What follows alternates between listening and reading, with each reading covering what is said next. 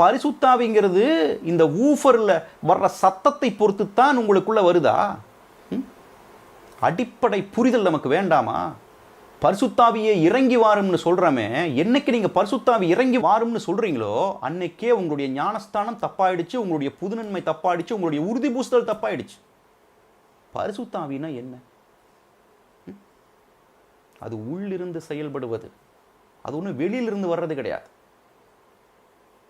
சொல்றோம் இல்லையா, தந்தையாகிய பரம ஆத்துமாவும் மகனாகிய ஜீவ ஆத்துமாவும் தூயாவியின் வழியாகத்தான் இணைக்கப்படுகிறார்கள். எல்லோருக்குள்ளும் ஞானஸ்தானத்தின் வழியாக, அந்த அடிப்படை விசுவாசத்தின் வழியாக நமக்குள் தூயாவி இருக்குது. என்னைக்கு நம்மளுடைய மனது தன்னிச்சையா செயல்பட்டு கொண்டே இருக்குதோ அப்பொழுது நாம் தூயாவின் கட்டளைகளை நிராகரித்து கொண்டு வாழ்ந்து கொண்டிருக்கிறோம். அவ்வளவுதான், சிம்பிள்.